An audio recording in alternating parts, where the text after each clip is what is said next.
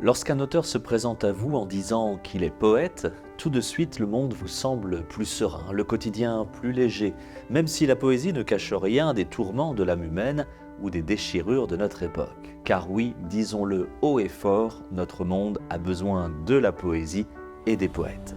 Ce goût pour la poésie, Louis Chevelier l'a découvert très jeune et y a trouvé son propre mode d'expression, répondant peut-être ainsi aux besoins d'une enfance passée à l'étranger, loin de ses racines culturelles. De retour en France, il publie ses premiers textes dès l'âge de 17 ans dans la Nouvelle Revue Française, la célèbre NRF, des poèmes qui, plus tard, composeront en partie le recueil Icare en transe, publié chez Gallimard en 2010. Un temps éditeur dans la maison Phébus, Louis Chevelier est aujourd'hui journaliste au 1, le journal d'Éric Fotorino, dans lequel il propose chaque semaine un article poétique sur un sujet d'actualité.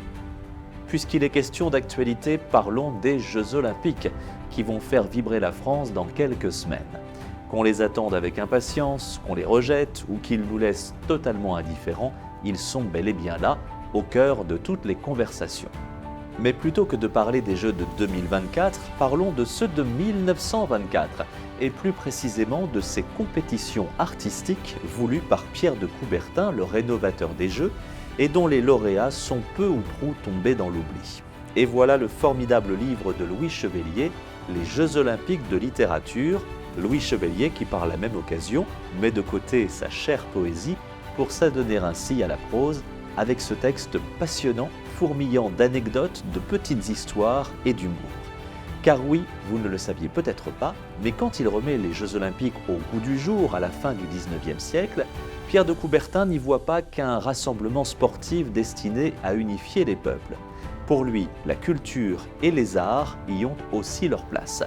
Malheureusement, il est à peu près le seul à le penser, et au fil des Olympiades qui viennent glorifier un XXe siècle de la modernité, le vieux Coubertin va voir ses ambitions se consumer à petit feu, les Jeux de 1924 marquant à la fois l'apogée et le déclin des épreuves artistiques olympiques. Plongeant dans les archives, racontant les années folles avec délectation, évoquant les arcanes des milieux artistiques de l'époque, pimentant de détails croustillants et de bons mots les relations à la fois mielleuses et fielleuses de l'intelligentsia de ce temps-là, Louis Chevelier nous offre un livre passionnant sur l'histoire des Jeux Olympiques modernes et plus précisément donc sur ces fameuses épreuves artistiques oubliées de nos jours. Un livre brillant et réjouissant pour aborder les Jeux Olympiques 2024 avec sourire et enthousiasme. Le livre de Louis Chevelier, Les Jeux Olympiques de littérature, est publié chez Grasset.